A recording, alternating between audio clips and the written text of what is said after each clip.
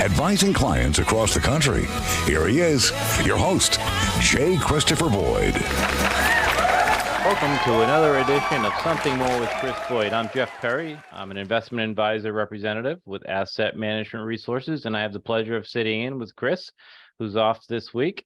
And for this part of the show, we're going to have Cathi Ingersoll with us, and Cathi is our marketing director at Asset Management Resources. Welcome to the episode, Cathi.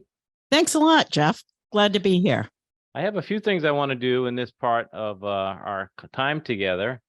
The focus of this part is I want to talk about an article that you wrote that's on our website, which is amrfinancial.com. And you, I laughed at part of it. It's about turning 65. You were very open that you've hit that magic number, and it kind of means different things at different times for people. And so I want to spend the majority of our time that we have talking about that article. But before we do, I want to just outline some big financial news, I guess, of the week. We are a financial show, and most of the time we're giving financial thoughts, advice, and talking about financial topics. And sometimes we go into the news and sometimes we don't. But this past week on Wednesday and Thursday, there was a lot of data coming out of the Treasury and the Department of Labor, and it's concerning inflation, which we've all been, if people listen to episodes in the show, they certainly know that we talk about inflation a lot because it impacts our investing, it impacts our budgets, it impacts how we view things. And there was some positive news, so let's share it. So on Wednesday, the Consumer Price Index, commonly referred to as the CPI, was released and for the June data, and it was below expectation, meaning the rate of inflation was less than anticipated for consumer prices. And that kind of speaks for itself. That's what we spend when we go shopping and all those things that we spend our money on. And the Consumer Price Index rose 0.2% for June, and that was below the consensus of 0.3%. And year over year, meaning the cost of goods and services in June over the last year, was 3%. 3% is not the target rate. The Federal Reserve is aiming at 2%, and we had been at 2% for quite a while before the pandemic. But 3% is a significant reduction from, we were up over 9% at one point. And when we look deeper into those numbers at the CPI, we saw that energy prices were the highest part of the calculation, and they rose 0.6% in June. And I think we probably feel that when we fill up our gas tanks or look at our electric bills. While food prices, which had been a major contributor to the CPI rising, only rose 0.1%. So some good news, some bad news, but overall, it appears that inflation is slowing down a little bit, not to where we want it to be, but certainly in a better place than it was. And then on Thursday, a couple of things came out. Thursday, the Producer Price Index, the PPI, came out, and that's more about, if the CPI is more about the consumer, PPI is more about the companies and how they're raising prices, how they're having to change their pricing structure, which obviously demands on that. And the rate of inflation in the producers obviously translates to what consumers will be paying later. So good news on this front as well. The PPI for June only rose 0.1%, and the expectation was for 0.2%. So that's some good news. And the final number I want to go over, thinking about inflation, thinking about the Federal Reserve raising interest rates or not, is looking at the unemployment rate. And the unemployment rate is 3.6% in the United States. That means 6 million people who are looking for a job in the United States were not able to find a job. Included in that number is 1.1 million individuals who are part of the long-term unemployment, meaning they've been unemployed for 27 weeks or more. And the labor participation rate is 62.6%, and that's numbers holding steady there. So basically what we're seeing here is still strong numbers for the employment front, still low levels of unemployment. So some good news in the economy, Kathy, I thought we should share because we do talk about it a lot when we're talking with Brian Regan, our Chief Investment Officer, and our CEO, Chris Boyd, when we're trying to talk about markets and investing. And hopefully this good news, the market has acted pretty well this week. So hopefully the market is having the same opinion of these numbers that I seem to have about them. So let's hope the good news continues as the summer goes on. Absolutely. Absolutely. Well, Jeff, the other thing we wanted to mention too is that Chris and Kristen are co-hosts of the Housing Authority Corporation event. Their Oysters and Champagne event is coming up. That sounds like for our listeners, I'm in Florida currently. So, but if I was on the Cape, it's at the Wauquasit Resort in Harwich. So if I was on the Cape, this sounds like an elegant event and one not to be missed. And so, yes, Chris and Kristen are on the host committee, and Chris asked if we'd mention it. You can go to the Housing Assistance website, which is HAC on capecod.org, and click their events tab and look at that Oysters and Champagne event. And if you want to support a very worthy cause, and if you're not familiar with HAC, they're a nonprofit and they hope to impact the community, serving individuals and helping people find stable and affordable housing across Cape Cod. So we all know it is great organization. Yep. And I know that Chris and Kristen Boyd have been very significant and energetic supporters of their efforts for a very long time. All right, down to what I want to talk about for this episode, Kathy. It sounds like to me, knowing you a little bit and reading the article, it sounds like you probably had I don't want to say normal, but usual, maybe common little bit of reflection on your last birthday. Is that what inspired you to pen this article?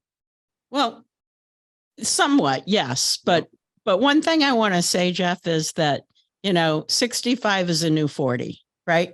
Absolutely. No argument from this end of the mic. I still feel like I'm an 18-year-old in some regards. And when you hear like, oh, why aren't you retired now? You're turning 65, or that's the Social Security has this number, your full retirement age, that they use as a guide for full benefits. Well, I'm not even talking about work per se, but what does retirement mean? And what am I retiring from? I'm not ready to give up. Right. It's almost like we need to redefine or replace the word retirement. If you look at the definition, I haven't looked at it in a while, but it's like to remove yourself, to become unproductive, to go away, to leave your productivity years. Obviously we're kidding, but to leave your full-time work, right? To have Right. In most people's vision of retirement is they work to a number, and the number is pretty solid. It's flexible, obviously, and we can talk about that, but 65 is the number where you are eligible for Medicare, we'll say, and then Social Security and all the things. But it's just kind of that number that's been there for a while. But things have changed from people like standing in line, marching to 65, and then right? I mean, that's how it used to be. Give me my Social Security check. That's right. But I use the word retire, but for example, I retired 2 years ago, but I'm not working, and I feel 18 as well sometimes. So I don't think you retired though, Jeff. That You just changed to do some other things in life. I Who did. says you have to do the same job for not? I know that you didn't. I know you've had a varied, interesting career, but for someone like me, I worked in the banking industry for like 35 years. You know what? I didn't want to do it any longer. I did it long enough, and there are other things out there that interest me. Absolutely. Bob, I don't know if you know the name, Bob Brinker. This reminds me of Bob Brinker. Bob Brinker was I think he's passed now. He certainly is retired. I think he passed though. He was on the radio. I think he was on XTK on the Cape for quite a long time, but he was syndicated. He was nationwide, and he used the term critical mass. And so his whole mantra, his whole theme of his radio show was, you want to save, you want to invest, and that was part of the show as well. And you just want to get to a point where you reach critical mass, and that can be defined. It's very individual. Like when we meet with clients, their goals are unique, their dreams are unique, their financial situations are very individualized. But Bob Brinker would say, just get to that point when you reach critical mass, meaning you don't have to work, or you don't have to do this, or you don't have to do that. And whatever you do, meaning continue working full time, or retire and go fishing and sit on the beach, and everything in between is really the key. It's not about the word retirement or about doing nothing. It's about being able to do what you find enjoyable. I agree. And I think retirement might be somewhat of an outdated term, like we were inferring. My son is in his 30s, and one of his friends decided, you know what, I'm young, I'm active, there's a lot I want to do. He took a year off. He went out skiing during the winter. He went to California and visited friends and learned how to surf. I think life doesn't have to be a prescribed, certainly we all need income, right, to support our lifestyle and our needs, but life doesn't have to be for everyone that I graduate from college, I go to work, I make a salary, and I retire when I'm 65 years old. I think life can be take on many different aspects based on what your interests are. And, if I had to do it all over again, I might have done things differently, because I did do that traditional graduate from college, work for a long time for a big corporation. And I missed out on doing a lot of interesting things that maybe I wanted to do. And who says I have to wait till I'm 65 or I retire from my full-time job in order to do those things? Right. This reminds me of the, I don't know if you've heard about it, but it's a movement. It was in the news a few years ago, probably before the pandemic, called FIRE, FIRE. Oh, yes. Fine. So this is where young people, just like you described, were seeking financial independence, retire early, meaning FIRE, FIRE, and they would amass amount of money. They'd live very modestly for a period of time, like very intense, very intentional, saving, so that they could, in their 30s or whatever, 40s or whatever it was for them, be able to go out and spend a period of time, years in many cases, doing those things that they want to do while they're young, maybe before they find a mate, maybe before they have children, maybe before they get into that, climbing the ladder type thing, and they want to go out there and experience things. So yeah, I completely agree. We should find a better word than retire.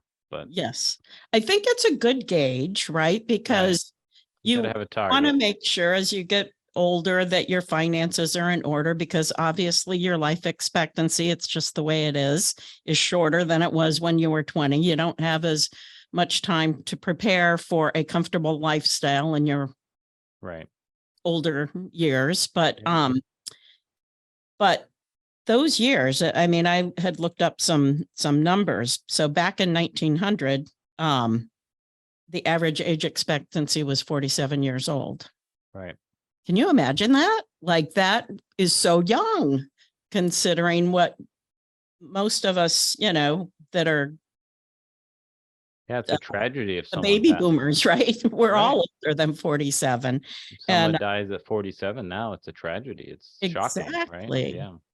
The average age now is 79, which still to me seems young, but as you get closer to that number, of course, they all see it that way. But I agree. It is young, because you're taking an average. So you're, the formulas factoring in people who die of car accidents when they're young, or people who die young from some tragic illness. And I'm sure COVID is skewing numbers a little bit also. So yeah, I think today, if you hear someone that you think that doesn't have a long history of, a serious health issue, and they're in their 70s, you're surprised if they passed away. Some of the things that when I left banking, I was not ready to leave working. I was just ready to not drive into Boston every day. And I found a beautiful home to live in, on the Cape, and was fortunate enough to come across Asset Management Resources, where I was able to use my skills here, and love just working with the team here. And I feel that I'm very, very productive still. I can work 10-hour days. I can pump out the work. I do it because I love it, and I'm engaged in it. And I don't by any means feel like I'm ready to slow down, but I also realize that I think you and Chris had Robert Powell on a few weeks ago. Yep. And he said something, it was a number that stuck with me. He said something like, when you turn 65, you have on average 3,000 years or 3,000 hours, not years, 3,000 hours left in your life. So how do you want to spend them? And if work is what you love, and what, like a job, I should say, not work, is what gets you fulfilled, great. Who says you have to stop at 65? It might be, though, that you want to say, okay, I've got those 3,000 hours on average left. Maybe I do want to travel because I haven't gone here yet. Or maybe I love volunteering, and and I want to spend more time with doing that, or I want to spend more time with your family. I do think that, I'm going to use that word retirement, even though we think it's outdated, but I do think it gives you an opportunity to kind of reflect on your life and what you've done, and how do you want to spend the rest of it? And are you financially prepared to spend it in the manner in which you want to? Right. And that last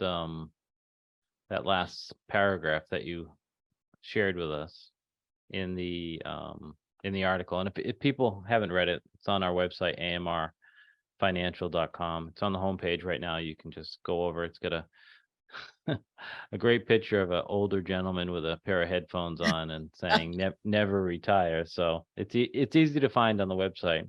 And but the last paragraph, I think really says it all. You say you would like to discredit the notion that we must retire, or retire for that matter at all, right? Any matter at all. What is it that we are retiring from anyway? So that's your point, I think. Correct me if I'm wrong, but the point I got out of the article is, take the time for you, maybe it was coming up to 65, and that is very logical. But whatever it is for an individual, when you start to think about, maybe I should think about retiring, or my plan is to retire at this number, spend some time and reflect on, all right, what do I want to do? Because we know from endless studies that we've talked about on other episodes, and I think people know this kind of, even if they're not focused on it, those individuals who just retire with the idea of doing nothing, it can be very unhealthy. We've talked about on the show before the issue of increasing number of seniors getting divorced, and alcoholism in your older age, and declining health for the people who are not active, and depression. These are all real things, and it's somewhat correlated. It is correlated. I shouldn't say somewhat. It is correlated to people losing that identity that they have with their profession or their position, or they lose their purpose, or they lose their motivation for getting up and doing something positive, or they lose the social interactions. People, we work with people, and we consider them many times more than coworkers. They're friends. Even if we don't socialize with them outside of work, they are our friends. They're our work friends. You hear the term work wife, work husband, and all this stuff. But and if you step away from that and don't replace it or keep it going somehow, which usually never happens because people say it's going to happen, but usually never happens. There's some real dangers to just stepping away and saying I'm going to do nothing because that's what I want retirement to be. Right. You know, you hit the right word on the head. Purpose, right? You have to have purpose in life, whether you're 65 or 20 or 40. And that means having a well-balanced life, right? Work is your income is important for most people, but you want to have a well-balanced life with healthy lifestyle habits, family, religion, or spirituality of some type, volunteerism, involvement in the community. I mean, all of those things go together to make a someone feel fulfilled and happy. And yeah, I think when you're coming up on that 65, but you know, the Social Security says is getting near retirement age, or Medicare says is retirement age, right? It gives you an opportunity to just step back and look at, like, am I ready? Am I ready for the next 10, 20, 30, 40 years of my life? And how do I want to spend that time? And that's it right there. And how do I want to spend it? And be intentional about it. You know, when we're raising our families, we're developing our careers, we're buying our house, we're doing all the things that, you know, are exciting, rewarding, scary, all those things. Life kind of just happens, right? But when you decide to retire, you have to be very intentional. You have to be intentional about your financial plan to be able to have that Bob Brinker quote again, that critical mass, so you can do what you'd like. And take care of yourself, your family, if a legacy is important, all that. To have a financial plan that meets your financial goals, you have to be intentional. And we can help you with that. If you're listening and you'd like to talk to us about that, you can give us a call at 508-771-8900, or you can check out our website and reach us there, amrfinancial.com.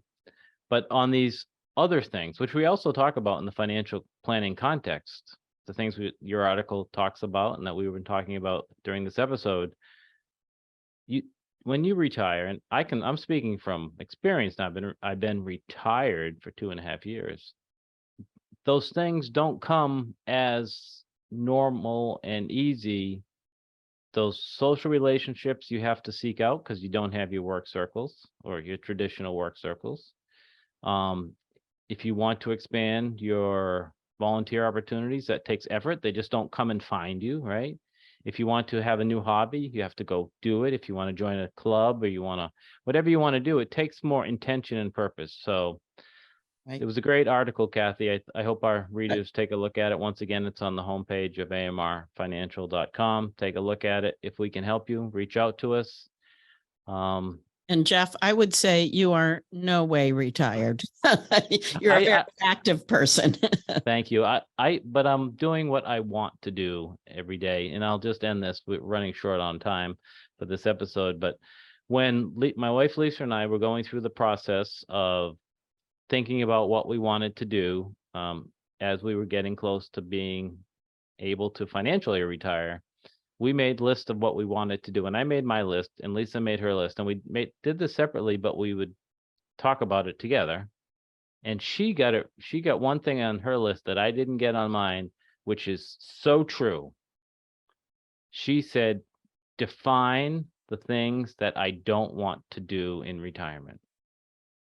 It's a good, right? Because if you think about it, we have things that we do either because of work or some type of sense of obligation that would develop. And sometimes they've just been part of our life for so long that we just kind of habitually do them, but we really don't enjoy them.